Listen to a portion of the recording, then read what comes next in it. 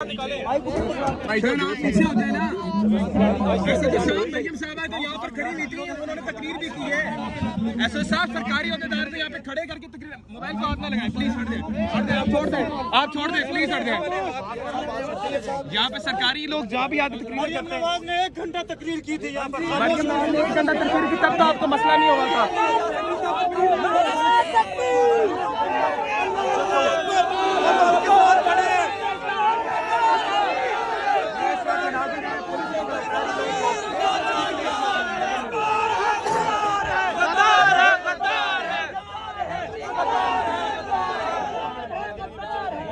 خاموش سنیے،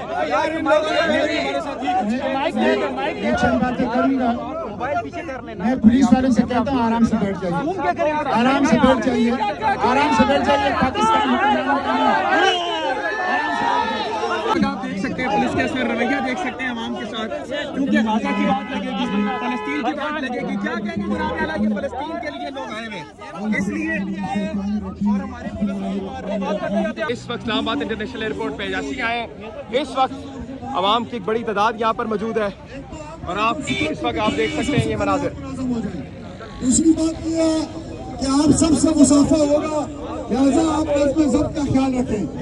آپ جتنے لوگ یہ اس وقت سینیٹر مشتاق جو اس وقت کے سلطان صلاح الدین ایوبی ہیں، ناظرین کرام آپ سلطان صلاح الدین ایوبی ہیں، آپ سلطان صلاح الدین ایوبی ہیں، آپ پوری قوم کی طرف سے سرخیل میری مراد پاک فلسطین فورم کے بھائی بہاج سے میں ملتمس ہوں، جنہوں نے 2 سال سے غزہ کے مقدمے کو پاکستان کے اندر لڑا ہے، فلسطین کے لیے، بیت المقدس کے لیے قید و بند کی صحبتیں برداشت کی ہیں، 788 کے بچے چلے ہیں۔ میں اس قافلے کے روئے رواں بھائی بہاج سے ملتمس ہوں کہ وہ اپنے خیالات کا اظہار کریں اور اپنے عزم کا اعادہ کریں۔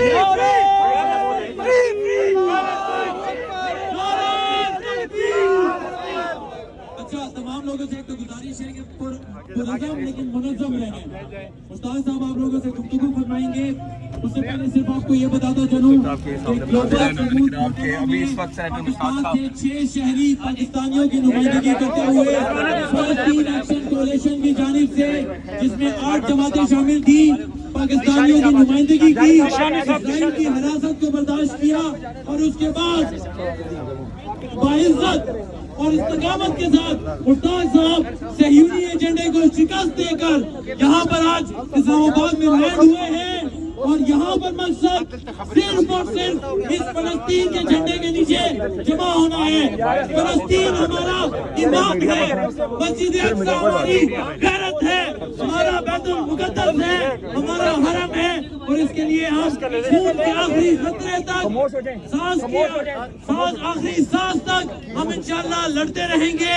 اور اسلام مشتاق احمد خان صاحب کی قیادت میں یہ فلوٹیلا پاکستان سے غیر سیاسی طور پر مشتاق صاحب کا فریم چھوڑ دیں، بھائی مشتاق صاحب کا فریم چھوڑ دیں، Palestine forum, band your heart, جے ابی طالب، اور اس کے ساتھ break out youth league, together for القدس اور پاکستان فار فلسطین جو کہ اس کے پیچھے آرگنائزیشن تھی، آپ کا ساتھ اس کے لیے ایک پولیٹیکل پلیٹ فارم دیتی رہے گی۔ اس کے ساتھ میں دعوت دیتا ہوں یہ سینیٹر مشتاق صاحب اس وقت مسافہ کر رہے ہیں، سب لوگوں کے ساتھ وہ اس وقت مسافہ کر رہے ہیں، اس وقت جن کو بھی دیکھ رہے ہیں مسافہ کر رہے ہیں۔ جناب یہ آپ کے سامنے ناظرین ناظرین کرام اور اس کے ساتھ مشن اور مداحمت کی بات کریں،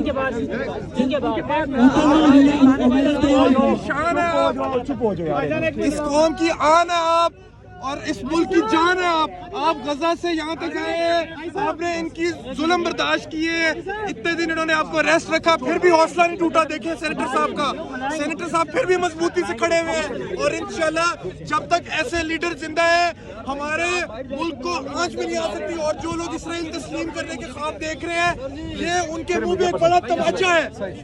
ناظرین کرام انسٹاگرام کے مناظر دیکھ سکتے ہیں، سینیٹر مشتاق صاحب موجود ہیں جناب، کیسے جناب یہ آپ کے سامنے مناظر سارے لوگ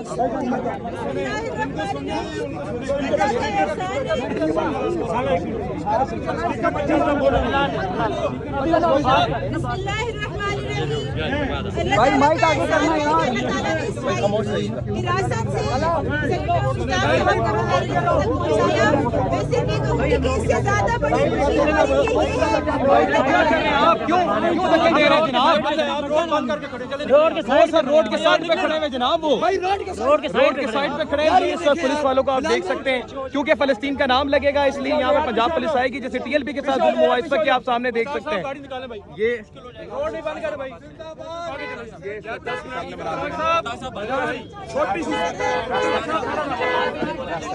ये इस वक्त नाज़रीन किराम मनाज़िर सर मीडिया में नहीं, आप माइक आगे करना यार। भाईजान आप लोग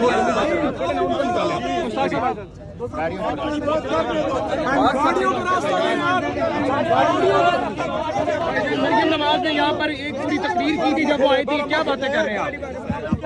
हेलो भाई, माइक ऊपर करना यार। इस वक्त आप देख सकते हैं पुलिस का सर रवैया देख सकते हैं अवाम के साथ, क्योंकि गाजा की बात लगेगी, फलस्तीन की बात लगेगी। क्या कहेंगे जनाब आला कि फलस्तीन के लिए लोग आए हुए, इसलिए और हमारे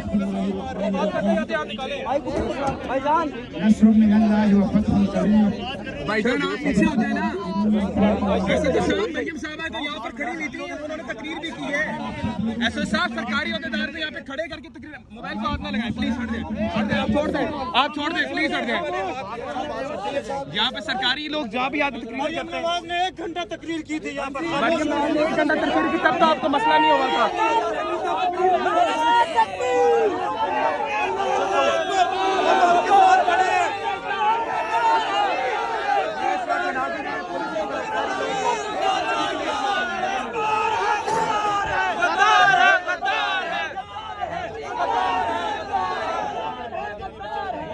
खामोश सुनिए यार,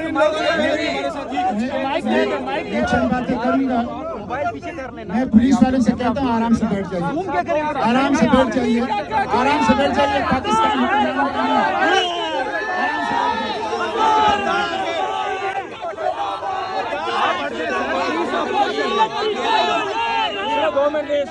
ये इस वक्त नाज़रीन किराम मनाज़िर है।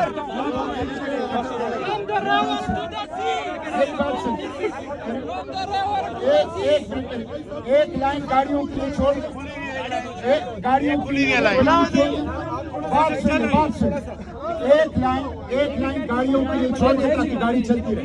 एक लाइन गाड़ियों के लिए छोड़ दे ताकि रोड ब्लॉक ना हो, गाड़ियां चलती रहे। गाड़ियों के लिए गाड़ी छोड़। मैं आप लोगों का शुक्रिया अदा करता हूं, आप लोगों का यहाँ आना ये फलस्तीन से मोहब्बत का मजहर है, मस्जिद अक्सा से मोहब्बत का मजहर है, गज़ा से मोहब्बत का मजहर है।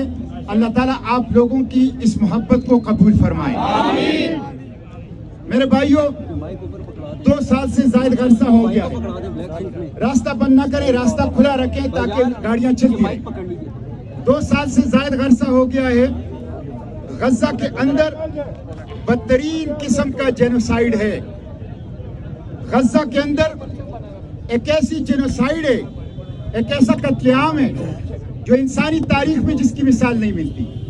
2 साल से लोग अपने मोबाइल स्क्रीन पे, अपने टेलीविजन स्क्रीन पर लायो हमारी बहनों का, हमारे बच्चों का, हमारी बच्चियों का, हमारे बुजुर्गों का कत्लेआम देख रहे हैं। पूरी दुनिया इसकी मिसाल इंसानी तारीख में नहीं मिलती। आपको इल्म है, जब मैं गज़ा के सफर में था तो ऑस्ट्रेलिया के लेडी डॉक्टर ने गज़ा के अस्पताल से दुनिया को बताया था, कि मेरे साथ सामने एक खातून लाई गई, एक मुसलमान खातून जिसका सर कटा हुआ था और जो पूरे दिनों की हामिला थी, और कटे हुए सर के साथ उस माँ के पेट से, शहीद माँ के पेट से जिंदा बच्चा निकाला गया। ये जुल्म 2 अरब हैं हम, रसूलुल्लाह की बेटियों के साथ ये सब कुछ हो रहा है, और हम क़यामत के रोज 2 अरब रसूलुल्लाह के सामने पेश होंगे कि हमें शफाअत का परवाना दीजिए, हमें कौसर का जाम दीजिए। क्या कोई गैरत हम में बाकी है? क्या कोई गैरत हमारे जर्नेलों में है? क्या कोई गैरत हमारे हुक्मरानों में है? 3 लाख से ज्यादा लोग शहीद हो चुके हैं। 3 लाख से ज्यादा लोग शहीद हो चुके हैं, लाखों जख्मी हैं और 25,000 बच्चे ऐसे हैं WCNSF wounded child no survival family। 25,000 registered बच्चे ऐसे हैं जिनका हाथ कटा है, जिनकी टांग कटी है, जो जख्मी है, जो 10 साल से कम उम्र हैं और जिनके पूरा का पूरा खानदान शहीद हो चुका है, सिर्फ वो जख्मी बच्चा बाकी है। आप उस जख्मी बच्चे के दर्द का अंदाजा कर सकते हैं।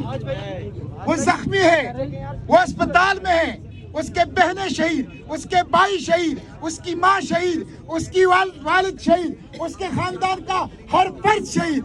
कितना दुख होगा, कितना दर्द होगा। ये मेरा बच्चा है, ये आपका बच्चा है, ये उम्मत के हर फर्द का बच्चा है।